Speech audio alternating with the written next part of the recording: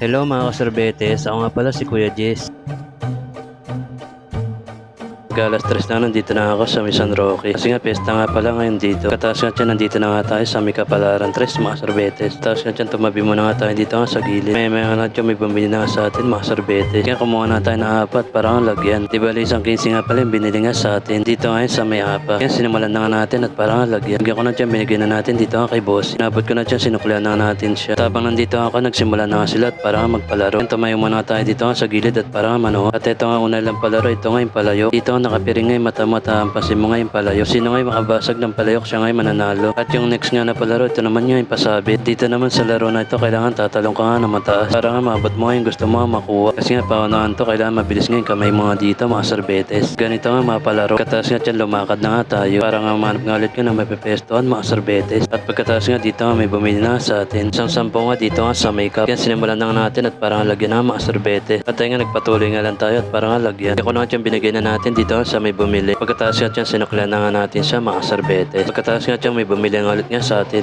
At isang 25 nga dito nga sa may apa. Kaya sinimulan na nga natin at parang lagyan na mga sorbetes. Nalagyan ko na dyan, binigay na natin dito nga kay bossing. Abot ko na dyan, may bumili nga ulit nga sa atin. At isang 25 naman nga dito nga sa may baso. Kaya sinimulan na nga natin at parang lagyan na mga sorbetes. Nalagyan ko na dyan, binigay na natin dito nga sa may bumili. Nabot ko na dyan, bumili pa nga sila na isa pa nga apa. Nalagang 25 nga din nga mga sorbetes. Nalagyan ko na dyan, binigay na natin dito nga sa may bumili. Habang nandito nga ako dyan, nagsimula na nga sila at parang magpalaro na nga mga sorbetes. At ito nga unang palaro nila. Ito naman yung may arena. Nakatayo ka nga talakad. May subo nga na baraha. Kukunin mo nga yung arena gamit nga yung baraha. Yung next nga naman nga na palaro, ito nga yung palayo. Diyan nga nakapiring nga yung matamat talakad ka nga. Tahampasin mo nga yung palayo. Pag nahampas mo, ikaw nga yung tatangalin nga na mananalo. May nga lang dyan nabasag na nga yung palayo. Kaya kanya-kanya na nga silang kuha ng bari at mga candy mga sorbetes. Katas nga dyan, nanood mo na nga tayo dito habang wala pang bumibili mga sorbetes.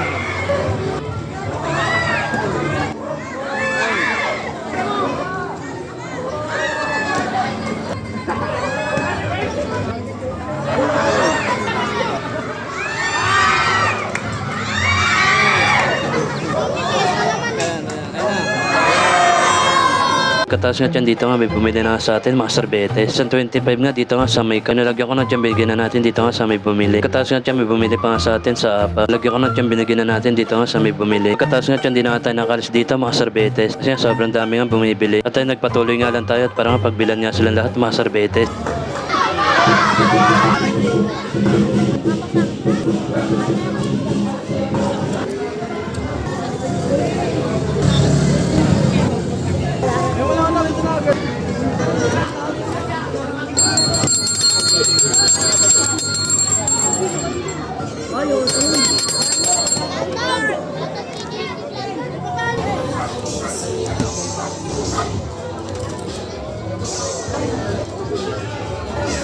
Sa ano, doon sa Tibat.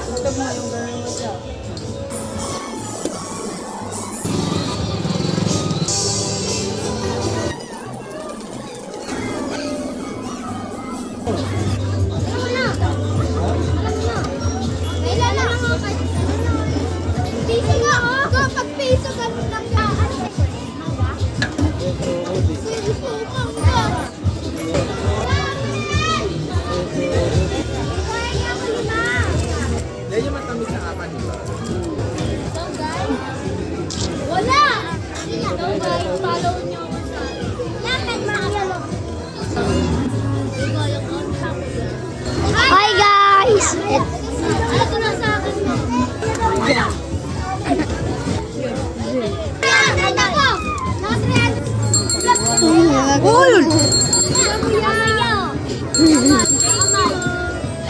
Pakyaw mo ba? Yeah! Yeah! Ano pangalan ng ano mo yan? Ha? Yes, girl. Tata kay DM mo.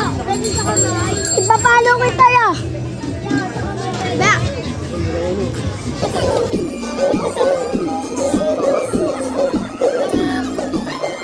Pagkatapos ka dyan, lumakad na nga tayo at parang amoy. Kaya magdidilim na ang mga sorbete. Tayo hanggang dito na lang pala mga sorbetes.